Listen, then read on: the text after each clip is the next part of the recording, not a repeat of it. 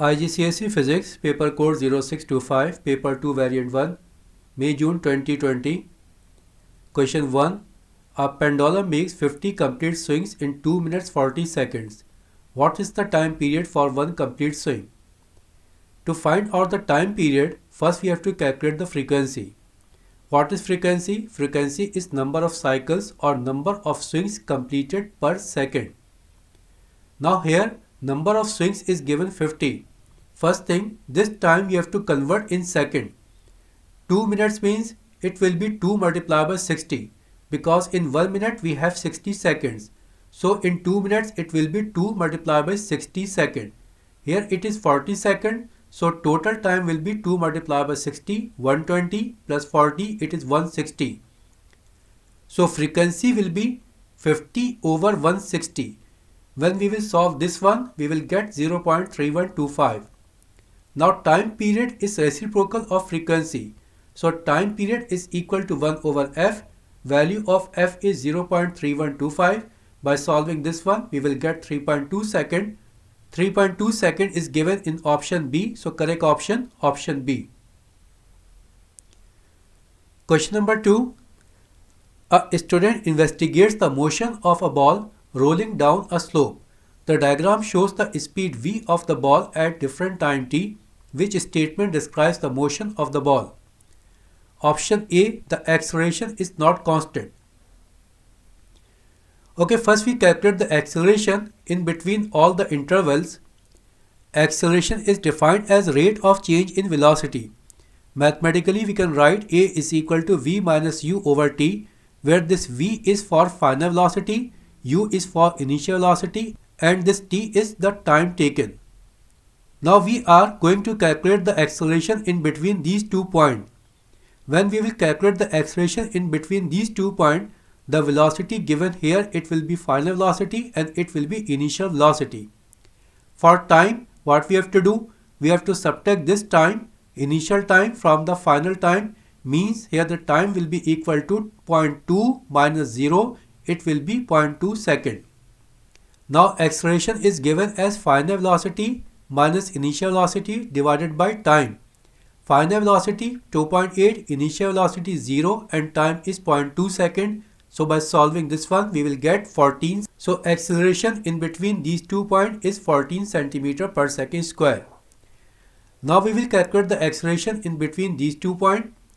When we will calculate the acceleration in between these 2 points, initial velocity is 2.8, final velocity 5.1 and time will be equal to 0.4 minus 0.2.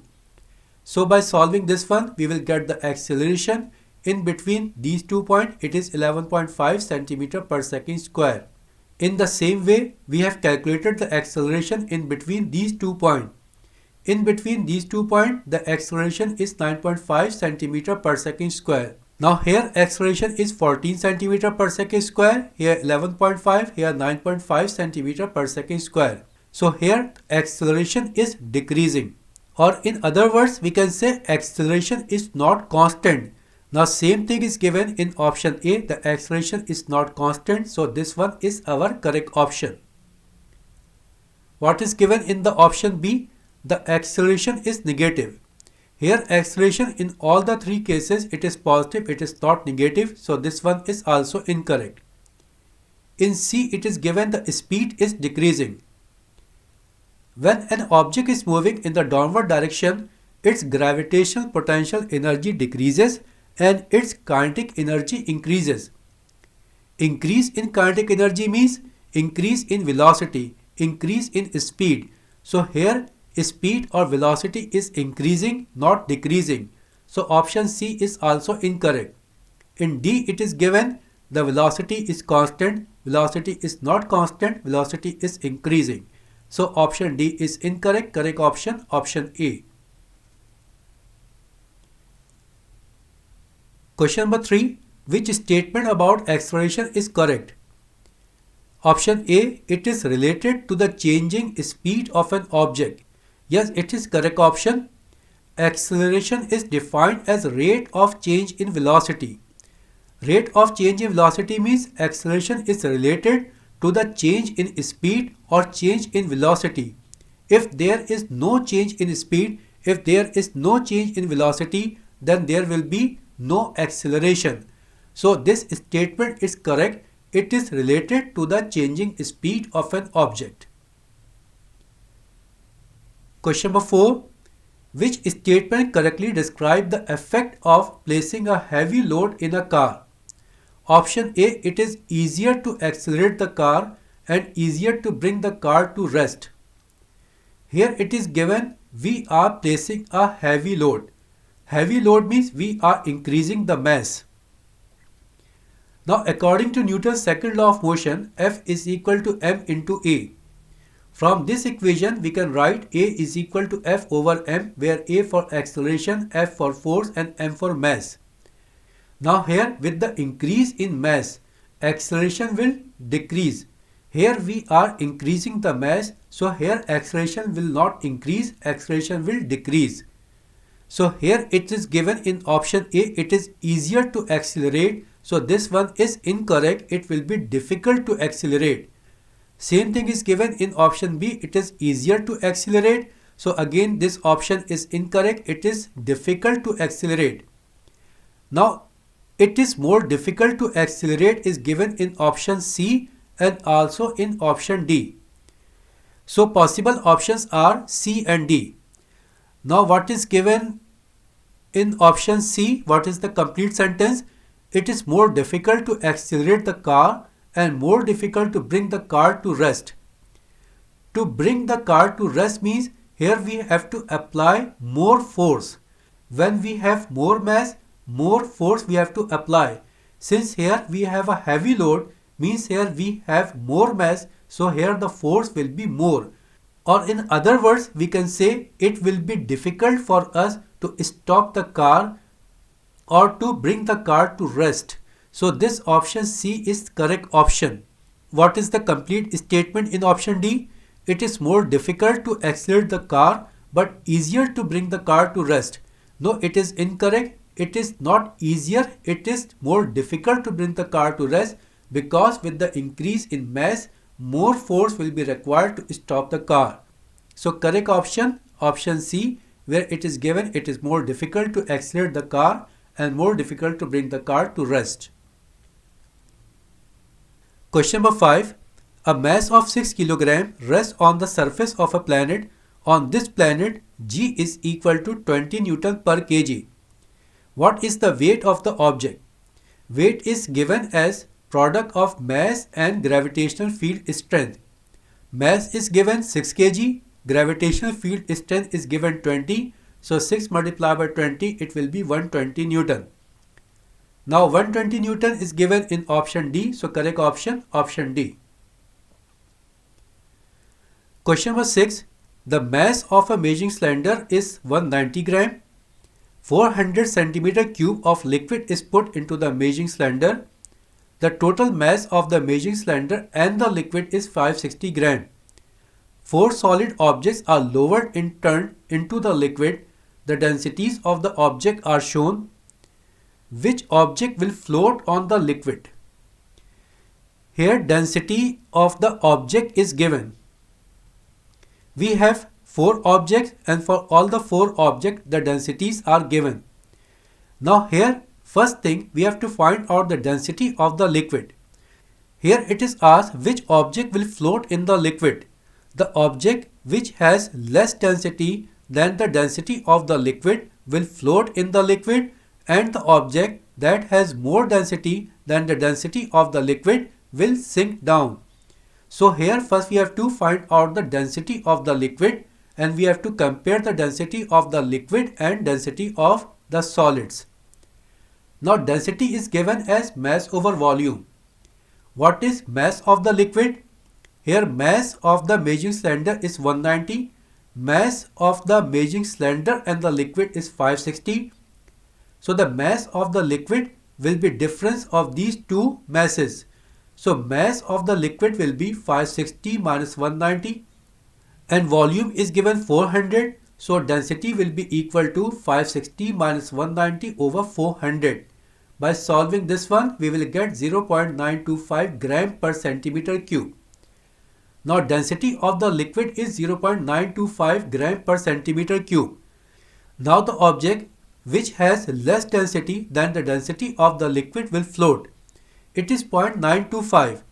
Less than 0.925 is 0.4 and 0.9. So here we can say object 1 and object 2 will float in the liquid. Object 3 and 4 will be sink down because density of 3 and 4 is more than the density of the liquid. So here 1 and 2 only will float in the liquid. 1 and 2 only is given in option B. So correct option, option B. Question number 7. The diagram shows a wooden beam PQ of negligible weight which is attached to a wall by a hinge at P and kept in a horizontal position by a vertical rope attached at Q. The beam is 3 meters in length. A man of weight 800 Newton walks along the beam from P to Q. What is the distance of the man from P when the tension in the rope at Q becomes equal to 500 Newton? It is asked what is the distance of the man from this point P when the tension in the rope at Q, tension in this rope at Q equal to 500 Newton. Here tension in the rope is 500 Newton. Tension is always in the upper direction and weight X in the downward direction. So tension in the rope is in upper direction and weight of the man is in downward direction. Now this question is related to principle of moment. What is principle of moment? Principle of moment states at equilibrium clockwise moment is equal to anti-clockwise moment. Now because of weight, this beam will try to rotate in clockwise direction. So here moment because of man is in clockwise direction. Now what is moment? Moment is a product of force and the perpendicular distance from the line of action of the force to the pivot. Means here the moment will be equal to weight multiplied by the distance from this point to this point. This distance we have to find out and it is taken as alphabet X. So here clockwise moment will be equal to 800 multiplied by X. 800 is the weight of the man and X is the distance from this pivot. Now what about the anti-clockwise moment? Here in the rope we have a tension in the upward direction and this tension is 500 Newton. So force is 500 Newton. What about the moment arm? Moment arm will be the distance from this point Q to this point P. The distance from point P to Q, it is given 3 meters. So here anti-clockwise moment will be 500 multiplied by 3. Now by solving this one, we will get X is equal to 1.9 meter. So here we can say the man is at a distance of 1.9 meter from the point P and this 1.9 meter is given in option C. So correct option, option C. Question number 8. Which quantity is a vector? Vectors are those physical quantities that require both magnitude and direction. Now we check the options. Option A acceleration, B distance, C speed, D mass. Acceleration is a vector quantity that require both magnitude and direction, whereas the other physical quantities distance, speed and mass do not require direction. So these quantities are scalar quantities. So correct option, option A acceleration. Acceleration is a vector. Question number 9. An object of mass 1.2 kg is moving with a velocity of 2 meters per second. When it is acted on by a force of 4 Newton, the velocity of the object increases to 5 meters per second. For what period of time does the force act on the object? According to Newton's second law of motion, F is equal to ma. Now this A acceleration is rate of change in velocity. Rate of change in velocity means final velocity minus initial velocity divided by time. Now here we have to find out the value of time. It is asked for what period of time. Here we have to find the value of time. Now force is given 4 Newton. Mass is given 1.2 kg. Final velocity is 5 meters per second. Initial velocity is 2 meters per second. Now we have substituted all the numeric values. By solving, we will get 0.90 second. Now 0.90 second is given in option A. So correct option, option A. Question number 10. The diagram shows part of a roller coaster ride with the car at different positions. The car runs freely down from position X to position Y and up the hill on the other side. What happens to the kinetic energy and to the gravitational potential energy of the car as it moves from position X to position Y?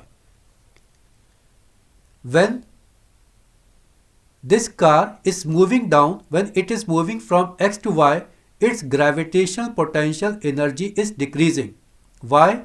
Gravitational potential energy is given as mgh, where m for mass, g for gravitational field strength and h for height.